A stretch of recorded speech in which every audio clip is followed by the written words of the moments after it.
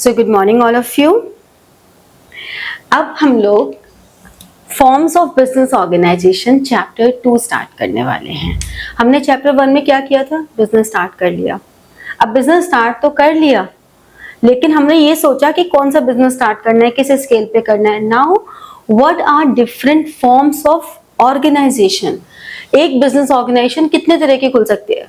तुमने अपने आसपास में देखा होगा, कोई एक ऑर्गेनाइजेशन है जो कि कोई अकेला हैंडल कर रहा है, कोई एक ऑर्गेनाइजेशन है जहाँ पे पार्टनर्स काम कर रहे हैं, फिर बड़ी बड़ी कंपनीज भी हैं जैसे कि रिलायंस हो गई, विप्रो हो गई, टीसीएस हो गई, ठीक है ना, ये सारी इन्फोसिस वगैरह बड़ी बड़ी कंपनीज भी हैं। और ऐसे ही तुमने देखा होगा जो जनरली मेट्रोपॉलिटन्स में कम होते हैं, सिटीज में ज्यादा होते हैं, कोऑपरेटिव स्टोर्स होते हैं, कोऑपरेटिव सोसाइटीज, ठीक है। और इसी तरह से हमारे पास अब थोड़ा सा कम हो गया है ये वाला form of organization, joint Hindu family business. ये बिजनेस अब जनरली पहले चलते थे ज्यादा, लेकिन अब कम हो गया है, बट अभी भी एग्जिस्ट करता है, ठीक है। तो हमारे पास अगर हम फॉर्म ऑफ ऑर्गेनाइजेशन की बात करें तो हमारे पास 5 फॉर्म ऑफ ऑर्गेनाइजेशन है। कौन कौन सी?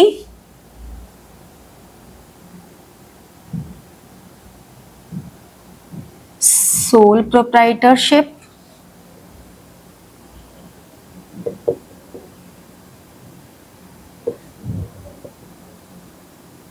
जॉइंट हिंदू फैमिली बिजनेस, ठीक है,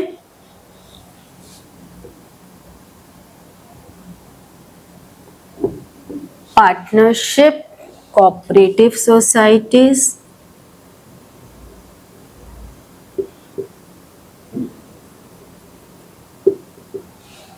एंड जॉइंट स्टॉक कंपनी।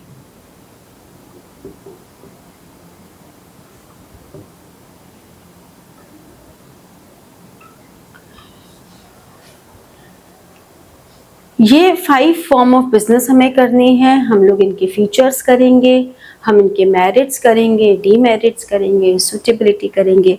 तो इस पूरे चैप्टर में हम इन 5 के बारे में बात करने वाले हैं। तो सबसे पहले तो इन 5 हैं क्या। सोल प्रोप्राइटरशिप क्या है? सोल मतलब सोलो, सिंगल,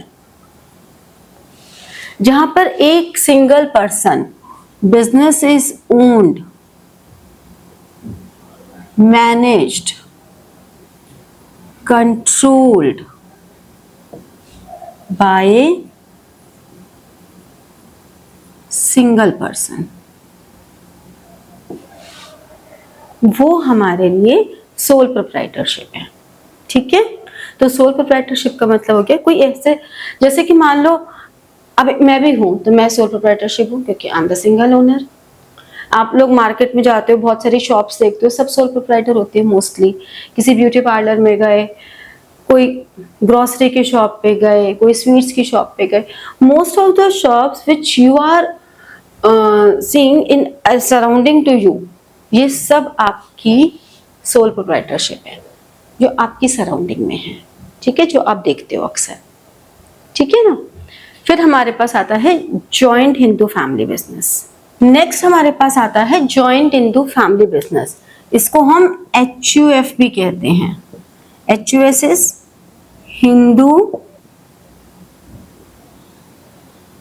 अनडिवाइडेड फैमिली, यानी कि ऐसा बिजनेस जो कि owned, managed and controlled by HUF हो, हिंदू अनडिवाइडेड फैमिली, ठीक है। ये पूरा हिंदू फैमिली बिजनेस जो कि कैरी करते हैं, फिर उनके एंसेस्टर्स हैं, फिर उनके आगे नेक्स्ट जनरेशंस हैं, मतलब ये चलता जा रहा है, one generation to next generation to next generation, ये बिजनेस चलता जा रहा है। तो इसमें हमेशा क्या होता है, जो एल्डेस्ट मेंबर होता है, पहले तो हमेशा एल्डेस्ट मेल मेंबर, लेकिन अगर एल्डेस्ट मेल मेंबर हमारे लिए वो है, माइनर है, तो फीमेल मेंबर। ये बाद में मॉडिफिकेशन आया है, पहले तो ये होता था कि सिर्फ मेल मेंबर्स ही होते थे, लेकिन हाँ बाद में ये आ गया कि एल्डेस्ट फीमेल मेंबर भी हो सकती हैं। तो ये इसकी मेन कर्ता धर्ता जिसे हम कहते हैं वो होते हैं जो सारे डिसीजन लेते हैं, जो सारा रिस्क लेते हैं। ठीक है, तो हिंदू अनडिवाइडेड फैमिली आपका जो हिंदू फैमिलीज का बिजनेस चला आ रहा है, पीढ़ी दर पीढ़ी जिसे हम कहते हैं। ठीक है ना, ये होता है। पार्टनरशिप क्या होती है? पार्टनरशिप में 2 और मोर पर्सन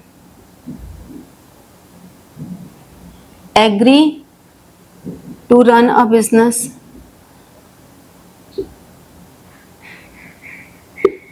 ठीक है ना, चाहे वो business carry on by one or all, ऐसा भी हो सकता है कि वो बिजनेस सारे मिलके चलाएं या सब लोग अपना अपना पैसा लगाएं और कोई एक पर्सन है वो चला रहा है एक्टिंग फॉर ऑल, बट वो कहेंगे पार्टनरशिप क्योंकि सबने पैसा लगाया हुआ है, जो प्रॉफिट शेयर है वो उन सब में जाता है, तो ये पार्टनरशिप बिजनेस हो गया। ठीक है ना, जब आप 12th में आओगे तो पार्टनरशिप अकाउंटिंग भी करोगे, तो इसका जो थ्योरी पोर्शन है ये बड़ा इंपॉर्टेंट है आपके लिए, क्योंकि 12th में इसका जो थ्योरी पोर्शन है उसमें से भी क्वेश्चंस पूछे जाते हैं, ये एज्यूम करके कि आप लोग 11th में पढ़ कर आए हो। तो this particular topic is very important for 12th also. ठीक है,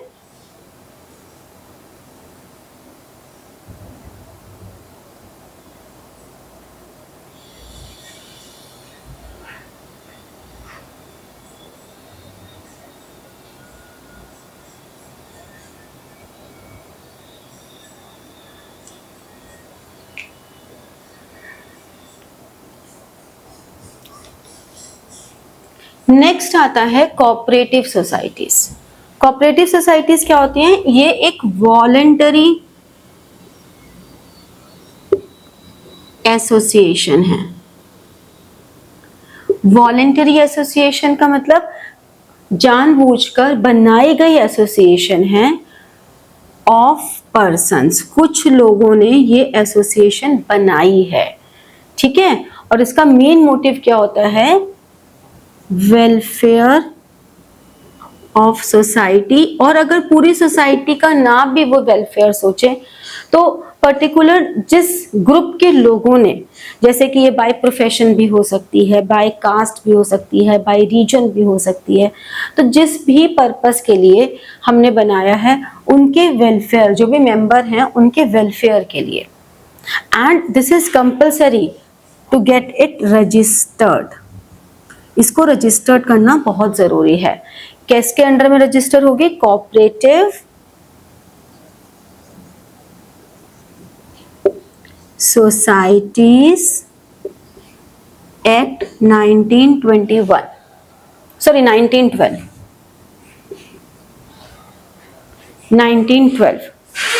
ठीक है,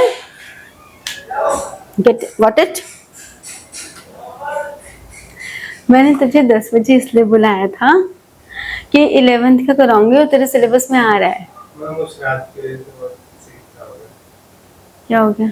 मैं उठा 9:30 तैयार हो गया, तो मम्मी कह रही है आज जल्दी उठ गया, मंदिर जा।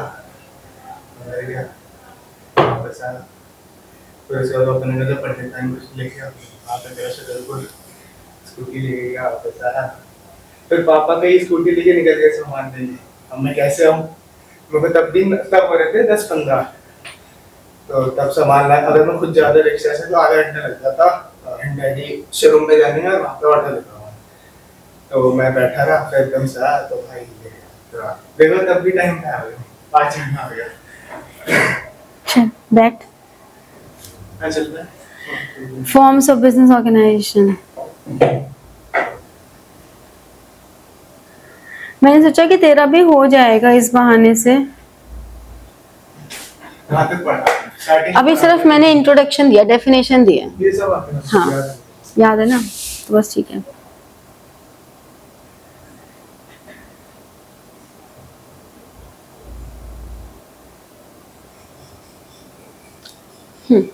नेक्स्ट हमारे पास आता है joint stock company. Joint stock company एक आर्टिफिशियल पर्सन है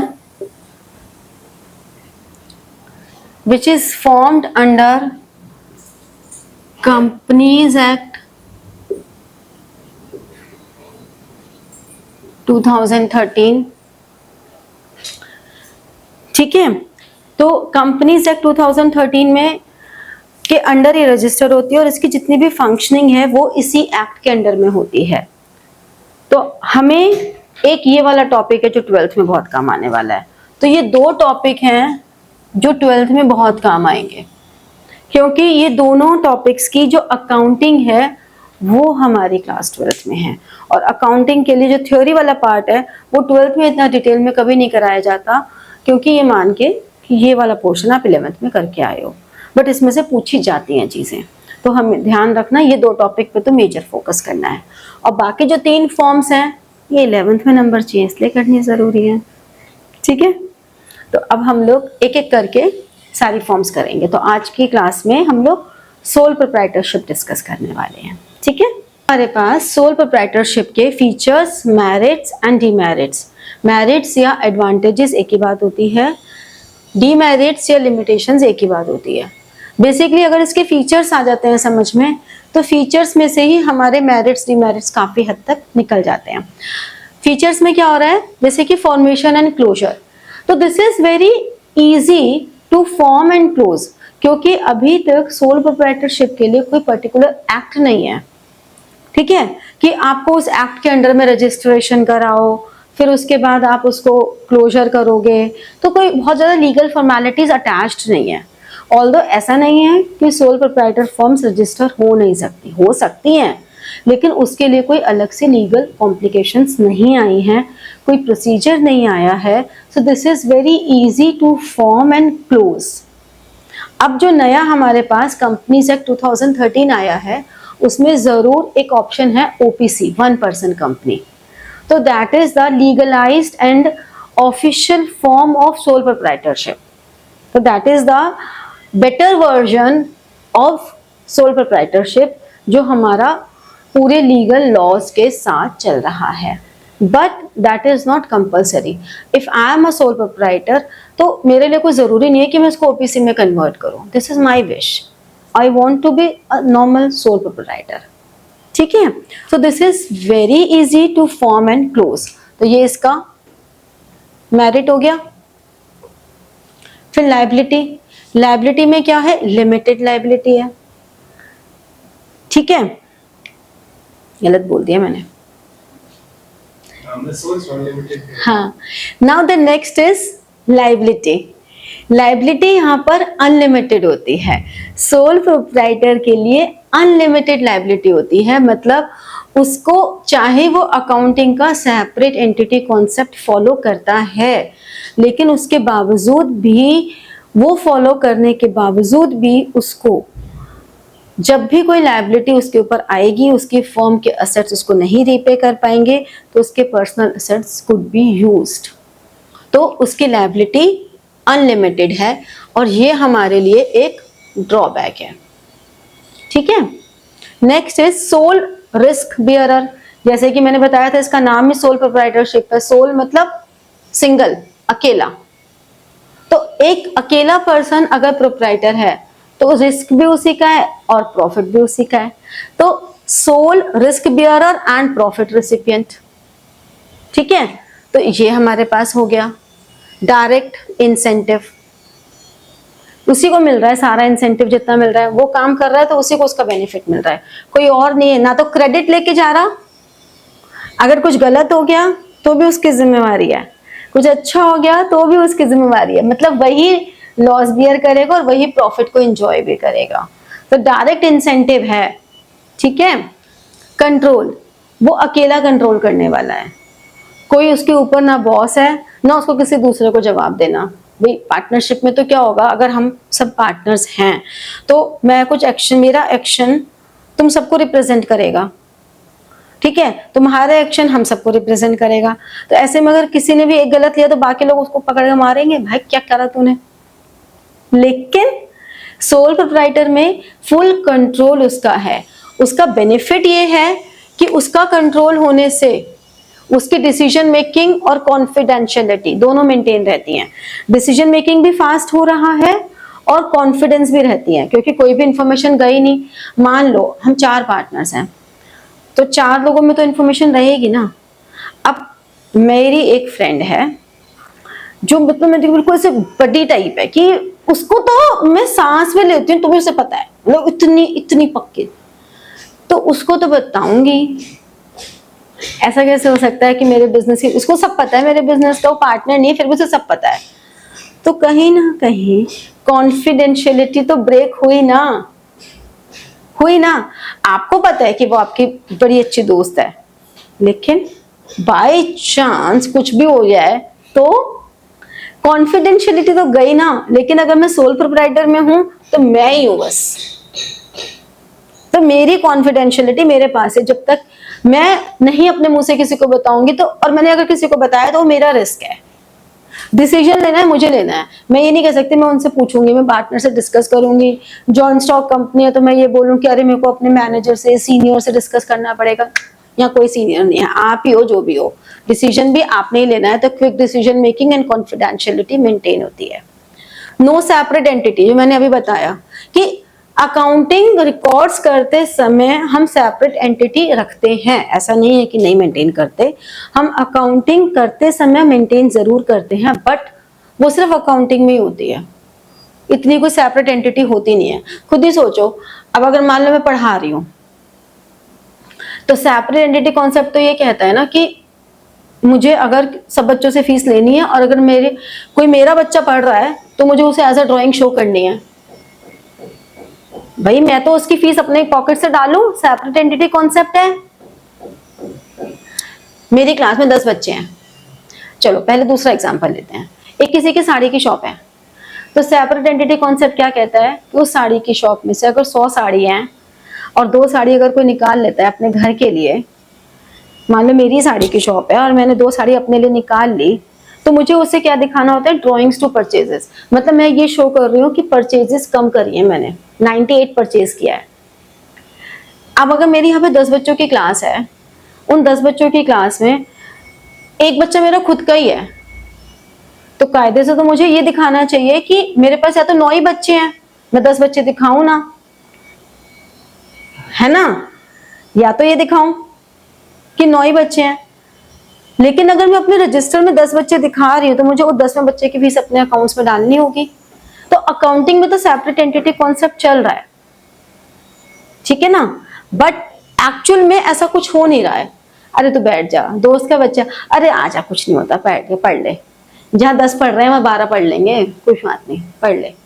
किसी बच्चे ने कहा हम फीस नहीं दे सकते, अरे कोई बात नहीं, फीस की आ जाएगी तो पढ़ ले। मतलब हम वहां पे सेपरेट एंटिटी के लिए, उसके लिए कोई अकाउंटिंग नहीं कर रहे हैं। तो अकाउंटिंग पॉइंट ऑफ व्यू से तो हमें मेंटेन करते हैं, लेकिन एक्चुअली में ये मेंटेन होता नहीं है। और lack of business continuity, sole proprietor है, वो गया तो बिजनेस गया। अब अगर उसके लीगल हियर संभालेंगे तो संभालेंगे, नहीं संभालेंगे तो नहीं संभालेंगे, और वो जरूरी नहीं है कि संभाल पाए। अब अगर मैं हूं तो मैं पढ़ा रही हूँ, तो मेरे लीगल हियर क्या संभालेंगे इसमें, पढ़ा तो मैं रही हूँ, ये तो मेरी इंटेलिजेंसी है कि मैं पढ़ा रही हूँ, ये मेरी नॉलेज है। अब मेरे लीगल हियर्स मेरी नॉलेज को जरूरत होना है कि पास कर पाएंगे। भाई कोई शॉप है तो हो सकता है हमारे लीगल हियर्स चला ले उस शॉप को, बट अगर कोई डॉक्टर है, कोई लॉयर है, तो उनके लीगल हियर्स हो ना उस प्रोफेशन को आगे कर जरूरी है कर पाए। तो आपका बिजनेस की कंटिन्यूटी खत्म हो जाती है if something happen to sole proprietor, जबकि बाकी किसी फॉर्म ऑफ बिजनेस में ऐसा नहीं होता, वो बिजनेस ऑर्गेनाइजेशन बनी रहती है, ठीक है। तो यहाँ पे एक हमारा पॉइंट क्या रह गया मेरिट्स में, सेंस ऑफ अकम्प्लिशमेंट, यानी कि अगर उसको प्रॉफिट का शेयर मिल रहा है तो उसको अकम्प्लिशमेंट की फीलिंग आ रही है कि वाह आई डिड इट, ठीक है ना। अब अगर मान लो मैं किसी स्कूल में जॉब कर रही हूँ, तो वहां पे अगर रिजल्ट बहुत अच्छा आया तो ठीक है, टीचर को तो प्रेज मिल जाती है, लेकिन कहा क्या आएगा, उस स्कूल का रिजल्ट अच्छा आया। अब अगर तुम्हारा रिजल्ट अच्छा आएगा तो क्या होगा, ज्योति मैम के बच्चों का रिजल्ट अच्छा आया, तो सेंस ऑफ अकम्प्लिशमेंट हो रही है ना। आपके कोई भी वेंचर अगर सक्सेसफुली आप कंप्लीट कर रहे हो तो आपकी सेंस ऑफ अकम्प्लिशमेंट चल रही है। साथ ही अगर हम डीमेरिट्स की बात करें तो लिमिटेड रिसोर्सेज हैं, बिकॉज आप एक सिंगल पर्सन हो तो आपके कहीं ना कहीं लिमिटेड रिसोर्सेज हैं, आपके लिमिटेशंस भी रहेंगी, मैनेजरियल एबिलिटी भी आपके लिमिटेड रहेगी, लाइफ स्पैन भी बिजनेस के लिमिटेड रहेगा। भाई सिंपल सी बात है, अगर हम 4 पार्टनर्स हैं तो हम 4 के अलग अलग कॉन्टैक्ट्स हैं, अगर उन 4 के अलग अलग 4 कॉन्टैक्ट्स हैं तो 16 कॉन्टैक्ट्स हो गए, मेरे अकेले के सिर्फ 4 कॉन्टैक्ट्स हैं, तो वो चीज़ का तो फर्क पड़ेगा। अगर एक मैं हूँ, एक मैथ्स के टीचर हैं, एक साइंस के टीचर हैं, हम लोग कोलैबोरेशन करके अगर पार्टनरशिप करें और पार्टनरशिप करके हम अगर एक इंस्टीट्यूट ओपन करें तो हमें तो उसका बेनिफिट मिलेगा ही ना, कि हर एक सब्जेक्ट के आ रहे हैं बच्चे तो हमें उसका बेनिफिट ज़्यादा मिलेगा। लेकिन अगर मैं अकेली हूँ तो सिर्फ कॉमर्स के बच्चों का है। तो बात वही है कि लिमिटेड रिसोर्सेज हैं, बिजनेस कंसर्न की लाइफ भी लिमिटेड है और हमारी मैनेजरियल एबिलिटी भी लिमिटेड होती है, क्योंकि 1 पर्सन इज डूइंग बिजनेस, उसका लिमिटेड थिंकिंग प्रोसेस होगा। हो सकता है मैं जो सोच रही हूँ कोई दूसरा ये बताए कि अरे नहीं ऐसे नहीं, हम ऐसे भी कर सकते हैं, ऐसे नहीं हम ऐसे भी कर सकते हैं। तो हमारे पास क्या है, हमारे पास 4 दिमाग हैं। हो सकता है मैंने कुछ मिस कर दिया, दूसरा बता दे, लेकिन अकेले में तो मेरा ही डिसीजन है। ऑल्दो अच्छा रहा तो मेरा, बुरा रहा तो मेरा, ये फायदा है मुझे, लेकिन ये नुकसान भी तो है कि आपके पास थिंकिंग प्रोसेस लिमिटेड है, रिसोर्सेज लिमिटेड है, मैनेजरियल स्किल्स लिमिटेड है, ये सब नुकसान भी तो है। ठीक है, तो ये सब हमारे पास सोल प्रोप्राइटरशिप के बेनिफिट्स एंड लिमिटेशंस हो जाती हैं। समझ में आया, क्लियर हो गया? नेक्स्ट क्लास में हम लोग करेंगे जॉइंट हिंदू फैमिली बिजनेस और कोऑपरेटिव सोसाइटीज, ये 2 फॉर्म हम करेंगे। ठीक है, गॉट इट? चलो, थैंक यू और good luck to all of you. Share, subscribe the channel and press the notification button. पर नोटिफिकेशन बटन को प्रेस करना क्यों जरूरी होता है? इसलिए जरूरी होता है क्योंकि फिर मैं जो आगे वीडियोस डालूंगी तो आपके पास नोटिफिकेशन आ जाएगा, ठीक है ना? और सब्सक्राइब करना भी इसीलिए जरूरी होता है कि सब्सक्राइब करोगे तभी तो, मुझे भी तो मोटिवेशन चाहिए ना कि भाई मेरे सब्सक्राइबर्स बढ़ रहे हैं, सेंस ऑफ अकम्प्लिशमेंट तो मुझे भी चाहिए ना कि मेरे सब्सक्राइबर्स बढ़ रहे हैं। तो अगर तुम वीडियो देखोगे, लाइक नहीं करोगे, कमेंट नहीं करोगे तो मेरे को मोटिवेशन कैसे मिलेगा, और मुझे नहीं मिलेगा तो मैं तुम्हें कैसे दूंगी, है ना? तो इसलिए कमेंट भी करो, लाइक भी करो, सब्सक्राइब भी करो, शेयर भी करो, ठीक है? और नोटिफिकेशन वाला बेल बटन भी प्रेस करो।